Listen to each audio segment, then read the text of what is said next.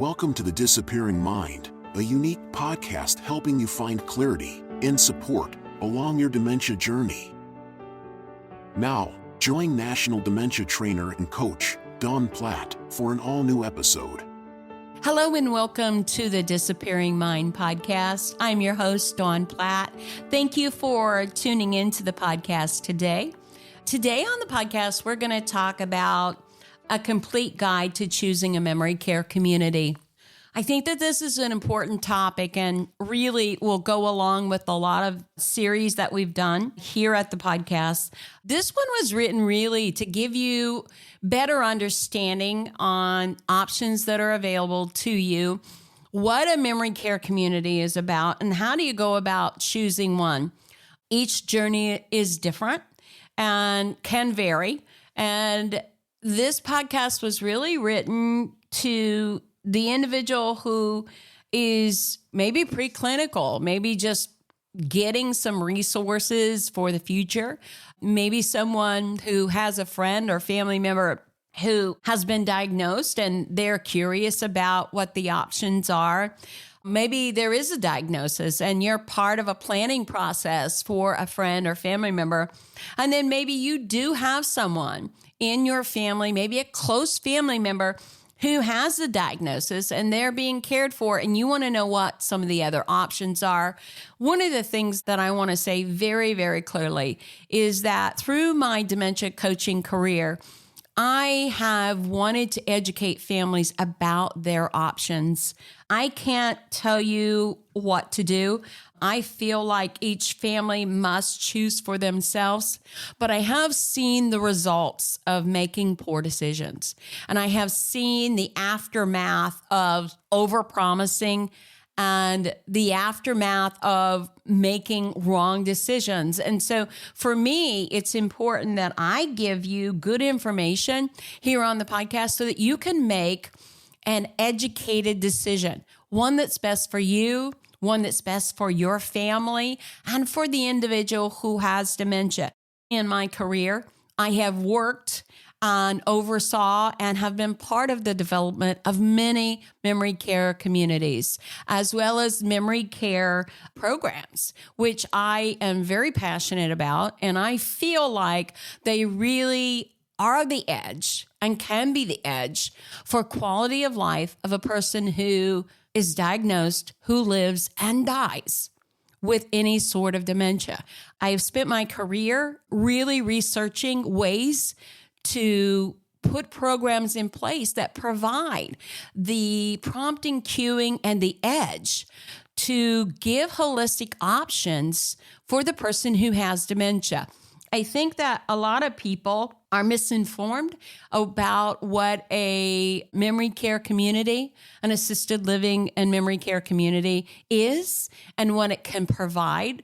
I think that there's a lot of family guilt around placing someone in a memory care community. And so I want to dispel some of those myths today because I happen to think that memory care communities make a huge difference in the lives of those with Alzheimer's disease and related dementias. And I happen to believe, and I'm passionate about, that quality care and quality of life can be had when you choose a memory care community that has a great program, that has staff that is not only trained by state regulation, but has an additional product or philosophy to offer. And those are the memory care communities that I want to talk about today. I hope that my career, as well as this podcast, makes a difference in the lives of individuals who have dementia. And certainly memory care communities are part of that. This is a fast and growing disease process. There are over 120 different types of dementia that we're seeing in the United States alone. There are lots of mixed dementias, so people can have multiple types of dementia, and care needs can be varied, as well as how quickly they stage or progress. Having a healthcare program in the form of a memory care community that does nothing but deal with people who have dementia of various types, who are trained in Alzheimer's disease and related dementias, who understand progression, who understand the nutritional needs, the medication monitoring, the need for socialization and therapeutic programming, as well as a community that is built for the safety and security of those that they serve, really does have an impact on the disease process. It has an impact on the outcomes of individuals who have dementia. And let's get started on the complete guide to choosing a memory care community. I want to invite you to visit our website, thedisappearingmind.com. Check us out on Instagram, on Facebook. We have resources available to you. And today I am going to review a complete guide that I put together with my team to talk about how you choose a memory care community. And having this information is going to equip you to make better choices for your loved one. Whether or not you do that is really up to you, and it's going to vary according to where you live, whether you live in the United States or outside of the United States, and if in the United States, what state you live in. Let's get started here to a complete guide to choosing a memory care community. Choosing a memory care community for a loved one with Alzheimer's disease or related dementias can be very stressful. It can be scary and time-consuming for family members. We know and we understand that. There's guilt involved. There is things that we have never done before. All of these factors come into play. So this guide is going to be helpful for you when you start that process. And I recommend that you start it early so that you know what to look for and what to ask. So with so many options and variations in services, amenities, and cost in memory care communities, many families do not know where to start or what to expect. This is really important. I alluded to it earlier. There are new shiny penny type, state-of-the-art type memory care communities. And then there are smaller, more rural type memory care communities that do a really good job at taking care of people with Alzheimer's disease and related dementias. So if you have questions about finding a high-quality memory care community for your loved one, start here. Start with our guide.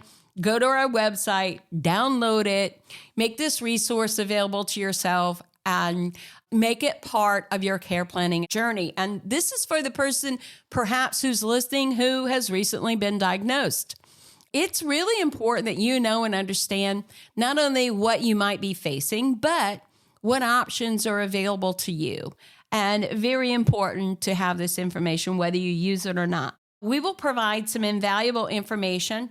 I will talk to you about honest insights, lifestyle advice, and care-related takeaways on the podcast today to help you choose a community that meets your needs or your loved one's needs. So what is memory care? Memory care is a specialized long-term care option designed to meet the unique needs of individuals with Alzheimer's disease and related dementias, or other types of cognitive changes that we see. Again, there are over 120 types. We generally and typically see this in people over the age of 65, but we have seen it, and we do see dementia with earlier onsets. Families can choose a singly focused memory care community or a memory care program within a separate floor of an assisted living community. So with that, you will have assisted living communities that are freestanding. All they do is memory care.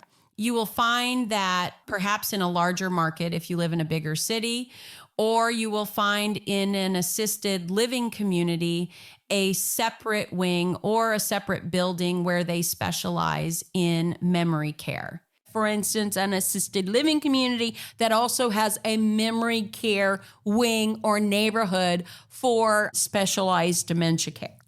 What are the benefits of a memory care community?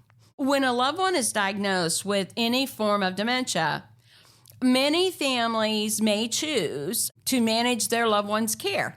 And at that point, I think it's important to do a care plan and look at what the options are for now. And the reason that's important is that you only see what you see. You cannot predict the future or the course of this disease. And you can be sure that in the future, care needs are going to increase.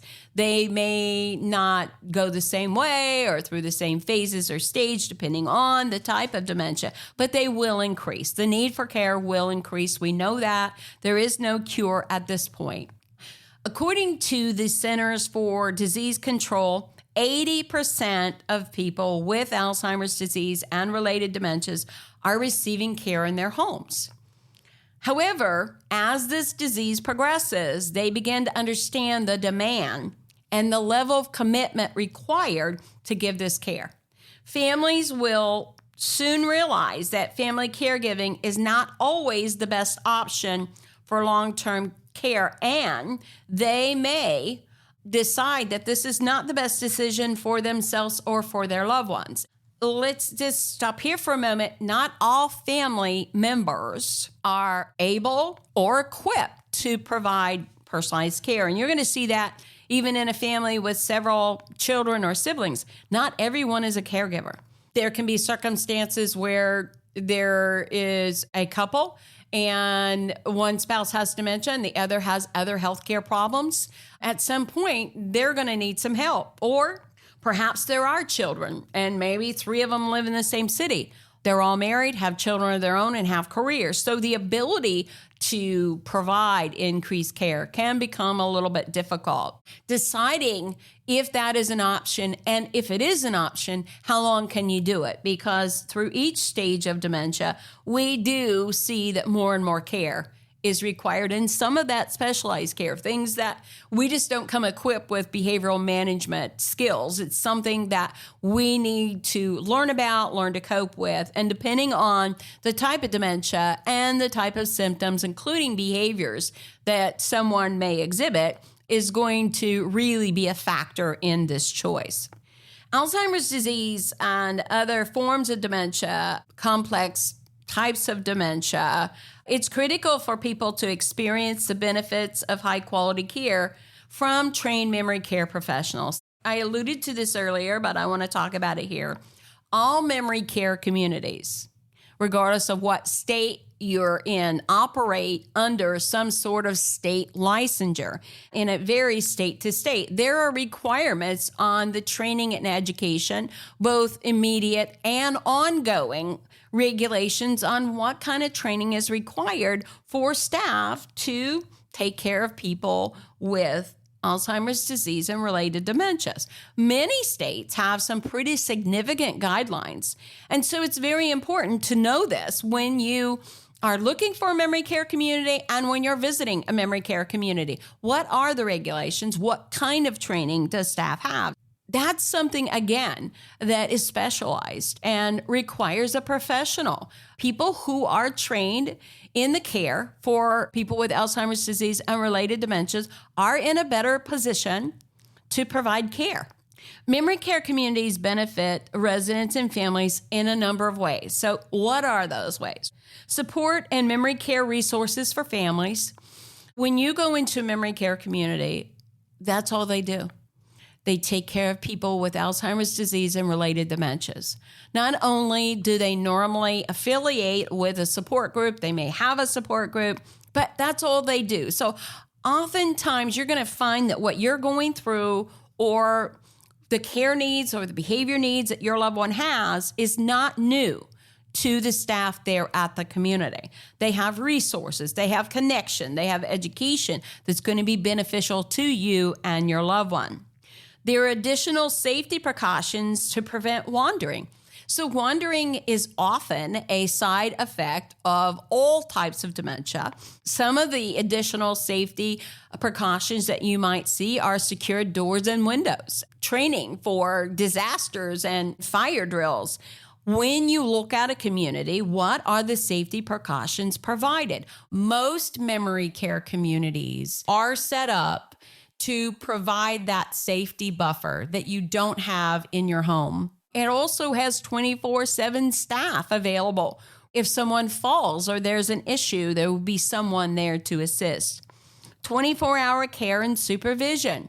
You can't work the 36-hour day. You can't work 24/7. The major benefit is that you have the support of trained professional staff that can support the individual's care, quality of life, and throughout the stages of dementia. Personalized memory enhancing activities and therapies. Most memory care communities have a wide variety of activities program, therapeutic programs, specialized programming to support the individual with Alzheimer's disease and related dementias. This is really important for cognitive health and what we call cognitive reserve. It is very rare that someone at home is able to provide the type of engaging programming that a memory care community has, from having access to different therapies, from having socialization, engagement, and sensory type activities. These kinds of activities are very important to look at when you're looking at a community, and they are very beneficial to quality of life for the individual who has dementia. Assistance with activities of daily living, bathing, dressing, and grooming. This is critical and will only increase with each stage and phase of all types of dementia. Having trained staff to assist with bathing, grooming, toileting, transfers, walking, dining, eating, all of these things are very common. Training is provided, and this staff in a memory care community is used to dealing with these types of issues. Meals are prepared, nutritious meals are prepared, usually signed off by a registered dietitian in each state, so that you know that your loved one has access to nutritional meals, which is going to contribute to the course of their disease. So the support families receive from memory care communities is invaluable, and something that if you choose to stay at home, you would need to be able to provide. And remember, in my last podcast, I talked about the value of nutritional status. Typically, we find that people don't eat as well and or drink as well at home, which can contribute to the overall health, safety, and falls of the individual with Alzheimer's disease or related dementias. Many families are surprised to discover how much their loved ones thrive once they find a memory care community that meets their needs. When you're looking, when you're inquiring, when you're asking questions, when you're touring, these are the things you want to look at. What do meals look like? What kind of training does the staff have?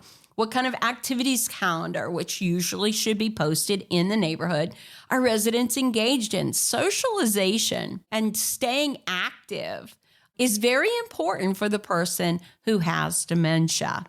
In addition, once caretakers can relax and let go of the physical and emotional strain of caregiving, they can enjoy being a family member again. They can enjoy spending time with their loved one once again as the spouse, as the daughter, as the granddaughter. I experienced this and I shared it with you when I made the decision not only to put my mom on hospice, but at end of life, to put her in hospice house, I then could become the daughter again. I could rely on someone else to make sure that she had the care she needed. It was peace of mind knowing that when I went to sleep, someone else was looking out after her.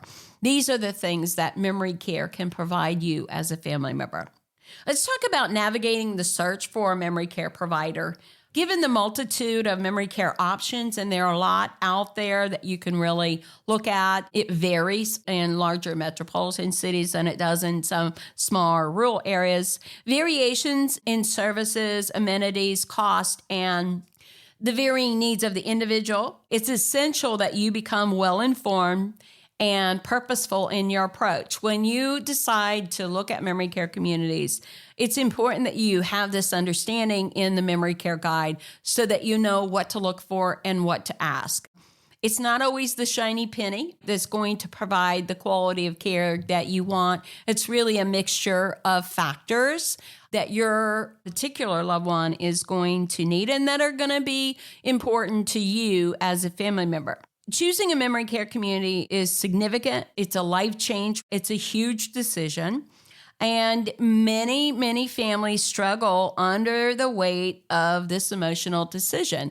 And most of the time, I will tell you, it is due to guilt. It is due to the fact that you made a promise, and usually long before you had understanding of the disease or how it was going to progress or the situations that you might be put in. And let's face it, we're not all equipped or Superman, Superwoman to deal with all of these things. And for me, making decisions for my mother, even reaching out to other healthcare professionals, was a life changer for me. It really took some of that weight off of my shoulders, and I was really able to see things clearer and make better decisions because of the decisions I did make. Before you begin your search, assess your loved one's healthcare needs and preferences. How far away is the community? What is the cost of the community? All of those factors. Your family physician and current caregivers are a great place to start for insight into their healthcare needs. Asking the advice, asking for referrals from other people who have gone through this also are going to be really important. Ask for recommendations from your friends, from your local hospital in regards to memory care communities. People in your church, perhaps your neighbors, have become familiar or have used one before. Ask for a reference or ask for ideas in and around this. So before you start your search and you schedule tours, compile a list of questions and concerns about care, comfort, safety, and cost that you may want to ask. Now, know that this is 24/7 care. It generally involves not only the physical plant, but laundry, housekeeping, meals, those kinds of things to take into account, and the fact that there's 24-hour care. There are a number of observations that I want to recommend that you make when visiting a memory care community. These are some of the things that I suggest you look at. Start making the following observations when you enter a potential memory care community. Number one, the cleanliness of the community. When touring a prospective memory care community, look at the aesthetic beauty and the cleanliness in the lobby, in the bathrooms, in the living spaces, in the dining areas, and the social areas. Perhaps you live in a smaller rural area where this building might be quite old, but cleanliness is important. Even an older physical structure can be clean. Take a look at that. What does that look like? The professionalism of the staff. Observe the professionalism and the friendliness of the staff as you tour this potential memory care community. Are they friendly? Are they interacting with the residents? Are they smiling? If you ask a staff member a question, are they attentive and helpful? What is their overall demeanor? What are the types of activities and amenities that this community offers? So, offering activities and amenities in memory care community can contribute to the residents' quality of life, especially in memory care. Because of the ability for socialization and therapeutic approaches, this really contributes to quality of life and the cognitive well-being of your loved one. High-quality memory care communities should offer engaging, purpose-designed activities, engaging programming, and a variety of amenities that are available to choose from. When I say that, it might be type of room. It might be a private or a semi-private room. It might be indoor-outdoor spaces. Things like that are things that you want to consider. There are questions that you want to ask before choosing a memory care community. When searching for the right memory care community, it's essential to start compiling this list of questions about staff credentials, care, comfort, safety, and cost. Generally, you're going to find that the salesperson or the administrator will be able to answer all of these questions for you. Asking and examining the answers to the following questions are critical in choosing the best memory care community for your loved one. Are you licensed by the state to operate a memory care community? Most states have specific guidelines and require special licenses to administer memory care services. Ask about those. What are your staff requirements? Memory care communities provide specialized dementia training for their care personnel and their team members. Here are some questions you might consider asking. What are the training requirements for your memory care staff? Is training continuous? What methodologies does training utilize to increase proficiency and develop, refine, and cultivate new skills? Do you require background checks for your staff? What is your staff turnover rate?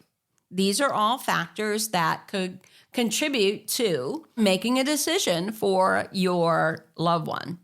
Do you have any specialized or accredited program or care methods? So seniors and families have many choices when it comes to memory care. Ensure that the community that you choose has cutting-edge programs specific to memory care research and therapies, if possible. For instance, Discovery Senior Living Care Communities has an accredited program called SHINE. It has earned national recognition, and its curriculum is recognized by the Alzheimer's Association, which is the country's leading healthcare organization. Their research reflects on our curriculum that we use for programming and for training for our staff. Over and beyond what we do, we use the largest organization in and around Alzheimer's disease to take a look at what we're doing as well. Ask the community if they do offer any specialized programming. We at Discovery are part of an elite group of providers in the United States that has and does submit our training curriculum for memory care to an organization that has oversight, does the greatest research in and around the disease, and really recognizes that our curriculum is up to date. That's very important. You may not be able to find that in your particular area, but you can ask the question, what kind of program does your community use? How does staff communicate with families? This is important for you to know. Today's families genuinely desire to remain actively involved in their loved one's care, even as they enter a formal long-term care community. How do you communicate with me? Very simple question. Communication is crucial.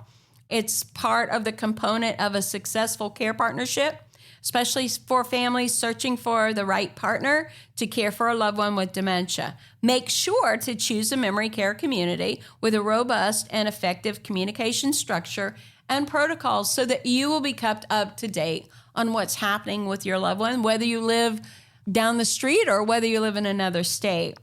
Here are some more questions you may want to consider asking when you are looking at a memory care community. How do you provide updates and information? Do you take photos, videos? How do you capture memories with my loved one and in their daily care or their wellness? What are regularly scheduled touch points where caregivers and family members meet to look at the care plan or the current condition or course of care of my loved one?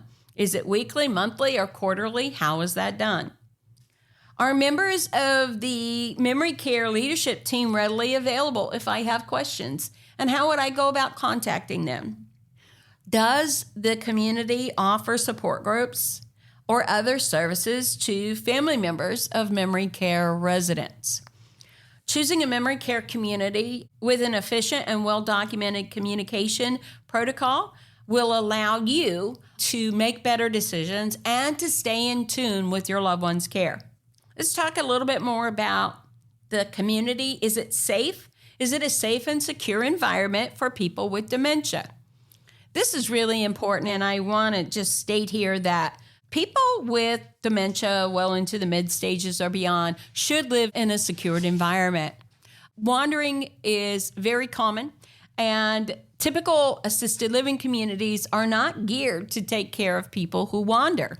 In many states, they do have to live in a secure dementia care environment.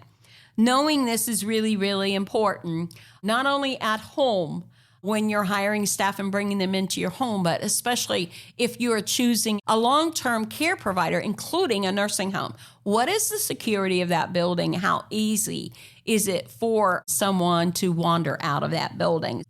Memory care communities must have integrated features designed to facilitate navigation as well as reduce confusion, and promote safety and security 24 hours a day. That's what you want to look for to make sure if your loved one becomes confused that they don't unintentionally wander out of the community. During your tour, look for some of the safety features that should be included in the memory care community. Secured doors, windows, and outdoor spaces. If there are outdoor spaces that you tour, is that gate locked? Is it difficult for the person to get out of that area unknowingly? A configuration of the hallway spaces. Are they square, simplified hallway configuration designed to accommodate residents who may wander? Walking may be important to this person. They may meander or walk about. Is there space to do that, or are they a little bit more confined? Is that a factor in your loved one's future or in their care? Soft, dementia-friendly wall colors that appear to be more inviting and soothing. Engaging tools like life stations or sensory walls or sensory boxes or tactile artwork, which are engaging mechanisms that we use in memory care with people with dementia. Are there customizable entryways for added familiarity? A lot of times we will post a sensory box outside of the resident's room or decor recognizing the door to help someone find their own space, their own apartment. These are prompting and cueing techniques that we use in the memory care environment. Are those things such as signage available in the memory care neighborhood? Musical elements for imparting calm and signaling time for events like meals and activities. Is there an ambiance in the neighborhood? Is there any cueing mechanism that is used for the individual? Lighting. Natural and bright lighting throughout the community has been shown to significantly improve sleep quality and decrease symptoms of depression and agitation in people with dementia. Natural lighting, access to it, decreases sundowning. We know that. And then you might want to ask about some of the protocols. What are the protocols for disasters or national pandemics, anything like that? What are those protocols? What would happen then? Having an understanding of the admission and discharge policies. Does the community offer specialized dining options? Dining is something that can present unique challenges for people with dementia. So communicating with them in and around the dining process is very important. Do they provide enjoyable dining experiences, supporting residents and ensuring independence wherever possible? Can they provide specialized diets? And what are those diets or progressive diets for the individual? What are the friendly food options that are available? Are there anytime menus available? How many options are available for eating? What happens if my loved one doesn't like what's on your menu? What are the finger food options when dexterity changes and they need support with eating? Some other things that you want to really look at is, are the accommodations suitable for you and your loved one? It's crucial to ensure that a memory care community offer accommodations that fit your size, privacy, and comfort expectations. So take a look at that. Typically, we see a smaller type apartment in memory care and larger social spaces such as dining or activity spaces or outdoor spaces in a memory care setting. Does that accommodate you? Is there semi-private and private accommodations? What is the apartment style living? Are they furnished, or do you bring your own furniture and personalized items? Are you able to personalize the space where your loved one will be comfortable and be surrounded by things they're familiar with? What are the personal care needs and preferences? Is there 24-hour care services? Who is there 24 hours a day? Is there a robust activities program? Can you use your physician? Is there an on-call physician? Are there any outside therapeutic services available, such as physical, occupational, or speech therapy? And what are the other amenities? Is there a beauty shop on site? What are the accommodations available? Does the community offer adequate healthcare services? Selecting a community that provides complimentary transportation or the availability to schedule transportation to doctor's appointments, to outings is going to be pretty important to ensure proper care and timely medical attention if needed. Certainly, is there a bus? Is there a van? Is there a car? How does that work? Is there a cost to that? Many communities will offer an on-site physician services or physicians that come in. We do recommend that for people as they progress in their dementia, that they not have to be taken in and out. Do they have home health services that they partner with or hospice services that they partner with? So in wrapping up the podcast today, we understand that choosing a memory care community for your loved one can be complicated and an emotionally stressful decision. The memory care community can be warm and welcoming, generally should be built on a foundation of kindness, service, and compassion. Having knowledgeable professionals there to help seniors and families navigate the dementia journey is going to be very important. And during your memory care search, every person you encounter should be willing to lead and lend guidance and support to you for your family member, as well as have a listening ear. You should never feel uncomfortable or pressured in the process.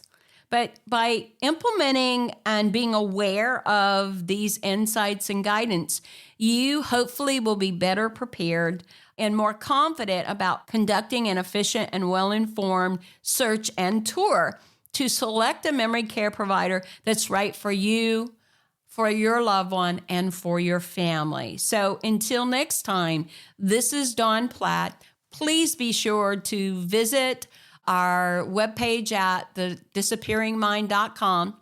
Look for us on YouTube, on Instagram, and on Facebook. Look at our resources. Download the Memory Care Community Guide to Touring. And until next time, this is Dawn Platt. Make it a memorable day. Thank you for joining us for the Disappearing Mind podcast. We hope it's helped you find clarity and support along your journey. Be sure to subscribe to never miss an episode, visit our website to suggest future topics, and share the podcast with friends and family.